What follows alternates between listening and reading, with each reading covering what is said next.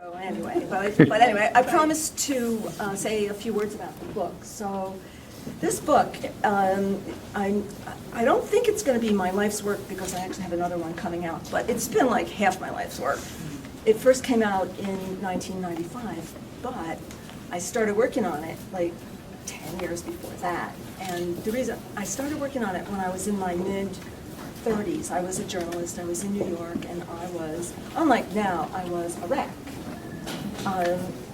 So everyone was a wreck, and people were saying, oh, it's because it's career and family balance, life-family balance, and you know, and it's because they have kids and you can't do it all. But the thing was, none of us had kids yet. Most of us weren't even married yet, and we were still a wreck.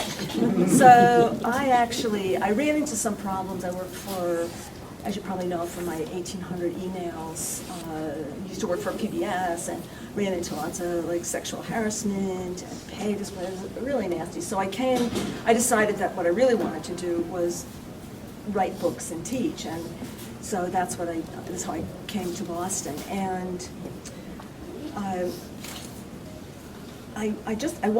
didn't really know where I was going or what I was doing, so I thought, well, I want to write a book about all these conflicts and issues that I'm feeling and other women around me are feeling. So I started just by, I worked at Radcliffe at the Henry A. Murray Center, where there are all kinds of dissertations on women's-oriented subjects, and I did a set of interviews.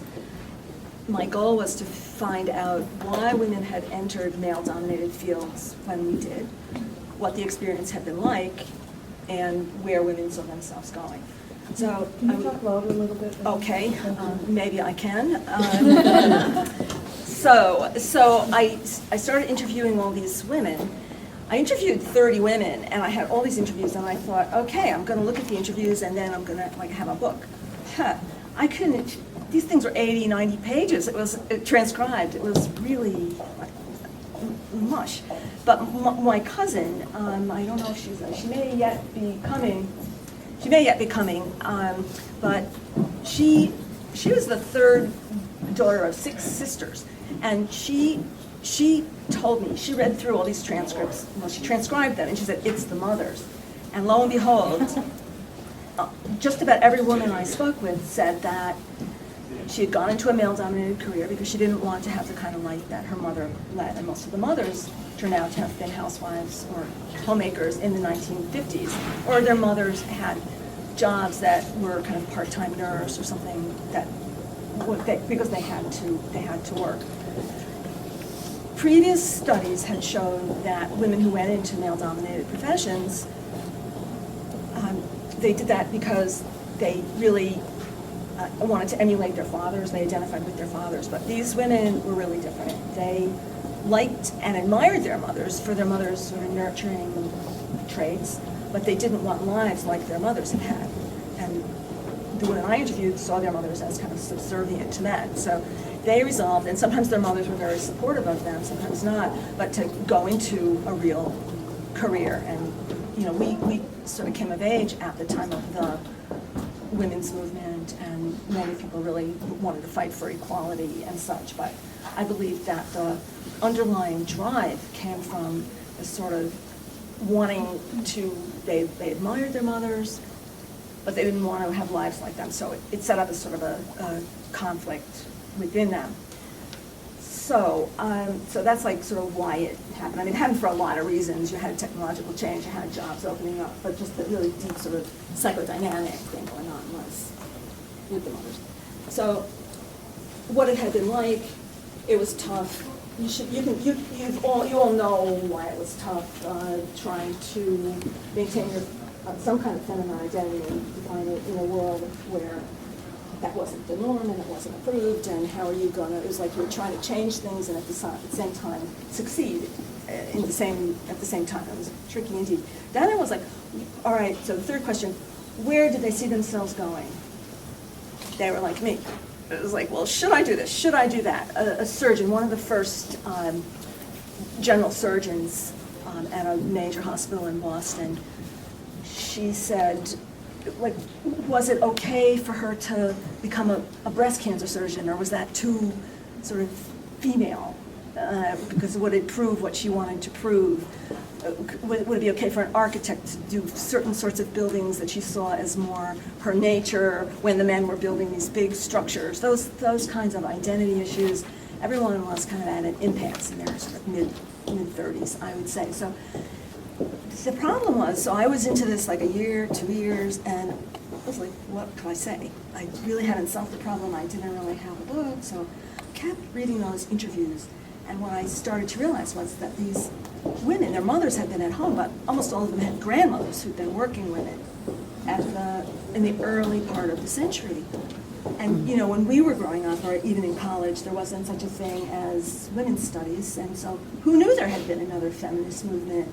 But in fact, from about the 1880s through kind of 1925, or even 1930, women were increasingly going into what we now see as sort of male-dominated fields. And so I'm like, oh, that's interesting. What would cause that? So I went back and back and back. I'm reading history and history, and I'm back to the ancient Minoans. But I decided to start then. If you look back at the colonial period, you saw people believe, some historians believe, that there was more equality in a way between men and women because the roles weren't as differentiated on the farm. But when with the Industrial Revolution, women were the first to enter factories, and that was a time of great change and distress, and just a lot of things were happening. And so that generation, then what happened was, so it was a time of great social change, and the next generation, the Victorians, well, that's where we got the idea of the lady, the cult of the lady, women belong at home, ideology of domesticity. So, and it was out of that ideology where middle-class women saw their mothers kind of stifled and depressed. That's where the women came for started the earlier women's movement. You know, you had the whole movement to the vote started really really in the 1840s or so, but in the 1880s, 90s, early hundreds, you had another women's movement. You had women getting the vote and suffrage, and all these women going to college. So those were the grandmothers of the women I interviewed. So it's just this whole sort of what I call a spiral. Some people see it as steady progress toward equality for women. Some people see it as cyclic, but I see it really as sort of a normal historical process of change, and it works.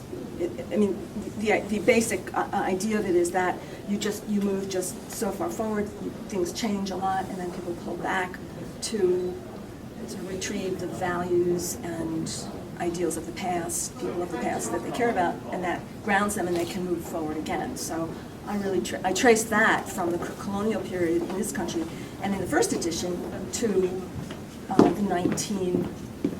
1990s. So the first book came out in 1995, and that was a tough time for women and for books. It was a time when you had a book about women's stuff, they would say, well, you know, a book just came out. And there was like room for only one book. It was a time when I was looking for teaching jobs, and the head of the communications department at BU said, oh, so you have a book? I said, yes, it's about professional women. Is it strident? It was not a great, it was a tough time. So, and for a while, I stopped even putting on my resume that I'd written a book about professional women. I said I wrote a book called Broken Patterns, and it deals with the social impact of technological change, rapid change. Of course, I told that to the chair of the department at Northeastern. He said, oh, you mean online dating? So, anyway. Finally, Sheryl Sandberg's book came out, and there haven't been a lot of, I think, really great books about women and equality. I really like that book a lot, and I read it, and I can hear her, I'm a big fan of that book, and I could hear her saying, lean in, and it's something that I've used in negotiations. I will say, in the spirit of lean in, what if we da-da-da? and the guys get it, and I think it's just very interesting. So I thought, well, but what her book is about women who are now sort of 30s, 40s, and her concern is that they are opting out of the workforce to go home and just stay with children. But it's as though, and she says, oh, women's progress toward equality has stalled. And with my background and what I think about the nature of progress, I thought that it was time to put that into the broader context, which is why I thought I would bring this book out in a new way for a new generation. So what I did was I wrote a new introduction at which I did a lot of I studied a lot of the statistics to see what really seems to be happening, and I wrote a new conclusion which talks about future generations and where I think we are. And we can talk about those in a minute. And I was just about ready to publish it. I mean, it was ready to go, and I thought, okay, I'm going to try and find some interns. And these interns would come, and they're college students now. And then there was an event here on the 5th floor. Oh, Tara was at that event of Cornell alumni and students. And a bunch of students came to see me. Well, I mean, I introduced myself. They're going around saying, oh, I'm a junior botany major. I'm a senior scientist. I'm a freshman. I said, and I introduced myself. I said, well, I'm a senior. So that got a laugh. Unfortunately, fortunately, it got a laugh. Anyway, so they started coming to see me, and they started telling me their stories, and they were just amazing, and I felt so inspired by them. And it was different. They were different in a way, because, for example, one of them, the father is he's 62, but she's the daughter of his third wife, and he's a Cuban, Jewish, Ashkenazi, something or other, and the third wife is a sort of a nurse, Catholic Filipino nurse, and she's like, I don't know which way to go, you know. And then another one of these Cornell women was her mother was from Philadelphia, maybe a sort of mainline kind of person, and her father was from Zimbabwe, and she came to see me on her way back to school, and what she wanted to talk to me about was going into the publishing industry. I'm like, good luck with that. Her parents didn't think that was such a good idea, and they wanted her to be a doctor, but she didn't want to be. She hates blood, so she wanted to, and so, but she's so kind of multicultural, she's brilliant, she's talented. And so these kids are really having the same, very similar issues, except it's like on speed, I think, compared to how it was when I was growing up. So I stopped the presses, and I wrote a new, I'm calling it, I couldn't change the page length, God forbid, because I have to do something to the index. So I wrote a new an author's note about them, but I just found it so inspirational because they had such wonderful dreams for themselves, and I could just see, like, the energy is there to kind of keep that spiral going, and I do believe that we're making great progress. And another wonderful thing that I found, just since the book has come out or has also come out, I've been getting such support from my colleagues, people at the CIC, my man friends, who are actually a lot responsible for this. So it's just that the interest is there, unlike some of the other stories I can tell you when the other version, the earlier version came out. So anyway, I think I'll stop there, and maybe I could take questions or I could take comments, and I'd like to hear, I'm not sure what to do first, but I'd really like to hear maybe from you. Well, what's the broken promise? That's what broken pattern. Broken pattern. What's the broken pattern? Because it sounds to me like what you're saying is that there's a continuing pattern. That in fact it's not broken, but it's cyclical in the sense that one generation is responding to what happened in the next. So I'm just curious to hear from you what's broken in the pattern. Okay, the title came. Never do this. If you write a book, never do this. The title came from that surgeon that I mentioned. And she's having terrible angst and saying, we've broken all the patterns, but I guess it'll work out in the end. And she meant broken the patterns of our mothers. And Yeah. Wait, am I? So, No, I'm so I just- thought that's the title. Yeah. That's the title. And I thought, okay, in the book, and I was thinking of it in terms of, a broken pattern kind of goes like this on a piece of rickrack, So, I guess the, you could say that it really changed each generation, sort of breaking the pattern of its past generation, but then moving forward in a new way, is what I would have to say. I mean, it's not really that, you don't really break every pattern, but every generation sort of tries to, Yeah. I think. Okay. Cool. Okay.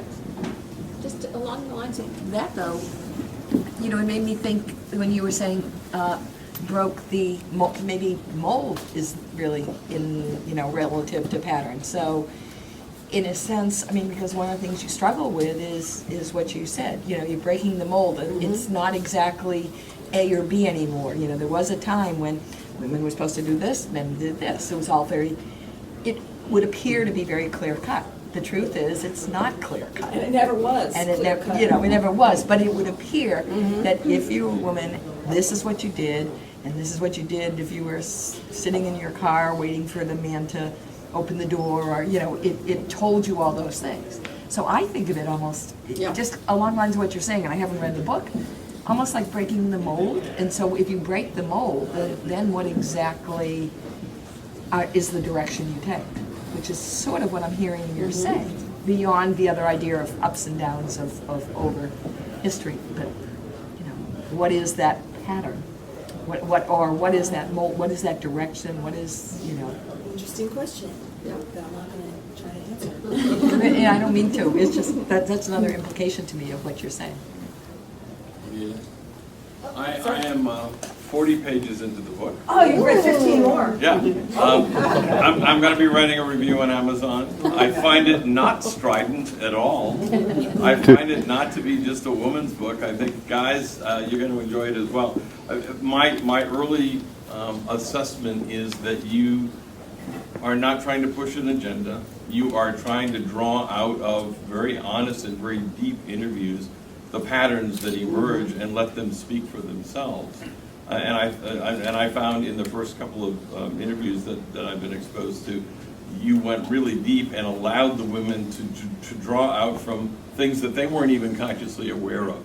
That you asked some very provocative questions that allowed them to discover things for themselves as you were discovering things about them. And I think the whole process of reading the book will be, for all of us, a process of discovery. So thank you. Wow. That's great. Thank you. Well, you're Yeah. I paid him, but still. Yeah. That's, whoa. That's cool. Yes, sir. So I have a question for you. I plan on buying two. One for my mother, who is 80. So she is a Roosevelt, child of the Roosevelt Truman era and a Eisenhower mom, let's say. And for my daughter, who is graduating from Northeastern in a couple of weeks. And I thought I'd have interesting discussions with each one. And the question that I have is, does the book indict either one of them? Because I wouldn't want it to, and I'm curious. No, it doesn't, I'll tell you what. Does it indict the privileged generation, which is my daughter's generation, or does it indict the housewife, which was my mom's generation? Okay. I wouldn't want it to indict either one. Has anybody read it? Edie, you have. We'll meet again in a month. Here's the thing about the book. I think that one reason that it was a bit of a tough sell in that those 90, a lot of the books that have come out, it's like, this is the truth. This is what's happened. This is what everyone must do. And women must do this and women must do that. And I didn't do that. I mean, there was a whole big division in the 70s and 80s between women, the sort of Carol Gilligan group. They wanted her book was called In a Different Voice, and it's like, are women different and special and they should just do things in their own way and they've got their own powers, versus do we have to sort of make it in the man's way, whatever that is. And I explained that, and is kind of a question that everybody was asking. But, I laid it out in an analytic way as opposed to taking one side or another. And I think that what you'll find is that the women who were interviewed were very sympathetic to their mothers. They felt bad for their mothers, and they just didn't want to be like, they didn't want lives like their mothers had. So it really puts the whole thing in a context where this is what was going on societally. It's not that any of the women are like rebelling against their mothers. It's that here's a society and here are societal forces that make certain things happen. You have war, you have depression, there's a wonderful book about the mother's generation called Children of the Great Depression that Glenn Elder wrote, and he talks about the mothers and the fathers and why the Depression made them as they were. And so it really outlines all of that. It's reasonable, I think. So it's not great for selling books to be reasonable, but I think it gives depth to our experience, that's what I hope. Cindy? I just want to comment that there's another phenomenon going on in this breaking patterns. We're talking about women breaking patterns, but men are breaking the patterns too. Definitely. And when there's change, the opposite has to occur. So the whole society is changing. And I have been witnessing this phenomenon of men are leaning out. As women are leaning in, men are leaning out. And there's a book that's a partner book to your book and the Leaning In book, which is Howard's Gift by Howard Stevenson. That is an amazing book that people should read because it meshes the two and would make for an interesting discussion. Because men are reading this book and they're readdressing their roles again and thinking, well, how much do I want to sacrifice to be the CEO? And the men I know are reading it are making different choices. And as the women are leaning in and sacrificing a lot, I'm seeing the guys leaning out. So it's an incredible discussion. Mm-hmm. So everybody needs to read the Roger Fisher book on negotiation, so both people can negotiate their way to a good life. Okay. And I think there is another book that's out, and I don't know the name or the author, but it's going to be a memory and may spark it with someone else, about a couple that writes about how they in fact did that negotiation over a long stretch of their marriage, in which they took all of those forces that were out there societally and personally to try to figure out how do we make what each of us want in the balance work. I think I just read a review of this or heard an interview, but I do think it's out there, but yeah. Reinventing this whole new future together. Yeah. And it is all about negotiation.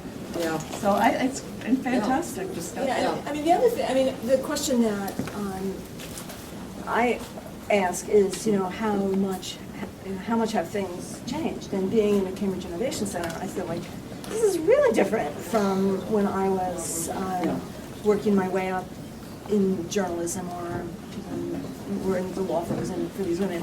On the other hand, I talk to women who are in tech and they're the CEO or they're almost the CEO, and they're saying, it's the same as it always was, it's really terrible, I can't get a word in. And so I feel that it's better. Women are doing a lot better now because the men are better now. And it's a generation, the generations kind of cut, you don't know where the generations are really gonna cut, but it's like, I like to think that the sons and the daughters of the women that I interviewed are just much more reasonable about that because they had different role models, they have different psychodynamics possibly. And then we're almost into the grandmother generation too, so I don't know what that's going to mean, but I think it's interesting anyway, whatever comes of it. So anyway. I have a question. Yes. And I have to apologize, I didn't have a chance to read your book. I just found out about it because It of just this came out event. like 2 weeks ago. Okay, Yeah. I am justified. But, and I read online a summary, and it, correct me if I'm wrong, but it seemed to say that it's also discussing or pushing forward the new feminine identity. Is that right? If so, my follow-up is then, does that mean that you're buying into the idea of a feminine identity and a masculine identity, and rather than realizing that maybe each individual should just figure out for themselves who they are and who they are not? The title is Broken Patterns, Professional Women and the Quest for a New Feminine Identity. And the point is that it's an ongoing quest for everyone to find her own new feminine identity, her own feminine identity. So that's. So you buy into the idea of a feminine identity and that that's No, something to pursue? I don't, yeah, each of us is going to have, most of us women are going to have probably one, we're going to figure, it's a quest to figure out who you are. That's really what it Maybe, is. but Figure out your identity. But the title suggests that gender has something to do with it. Well, the book is about women, and it's a very interesting question you ask, because I don't know what any of this is going to mean for, a couple of the women in the book turned out to be gay, but now you have a real shift in, I understand that at colleges now, they say, well, how do what pronoun do you use to identify yourself? So the idea of a feminine versus a masculine identity, like that's going to change too. So And whether it's relevant in general. Right now it's. I just think it's a great question, because I don't know it would be great for someone. You should write this book. What? Yeah. What? Thinking about it. What does that mean? Yeah. What happens to people who are less don't have a good sense? I don't know how to say. I don't know how to express it. But say if I the LG transgender people. What happens to them in the corporation?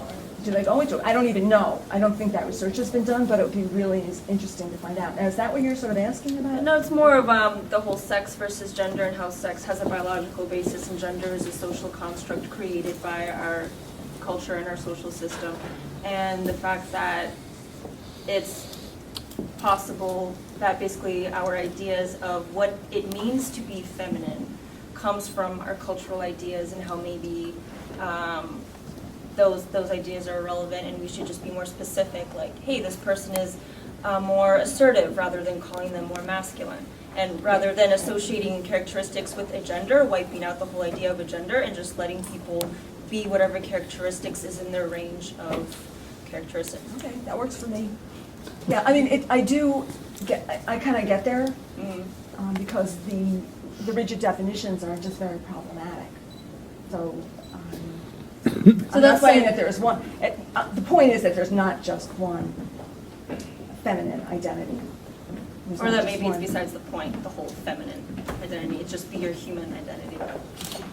All right, I have to look and see if I get there. Mm-hmm. I do get there. So I agree with you. I don't know if that's going to happen soon, but it would Okay, make thank sense. you. Because there's so many ways of dividing up stuff. You can choose any category in the whole diversity movement. It's interesting to consider. It's just difficult to figure out how to handle it. Right. So, Thanks. thank you. Good, excellent question. Anybody else got to stump the chump?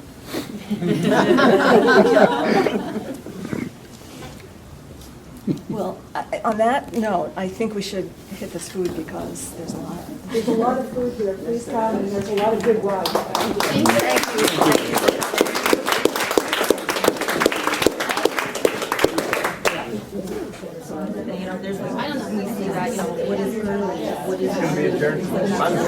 Human resources there. To work with people like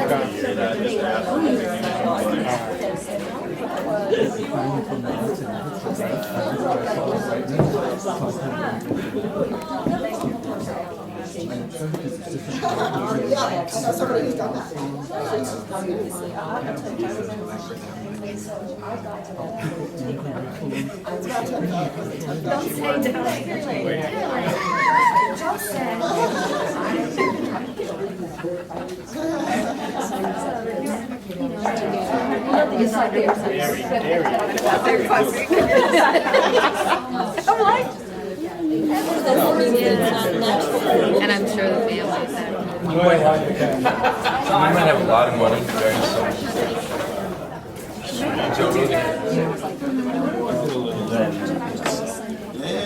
It's a good spot. Lots of interesting and.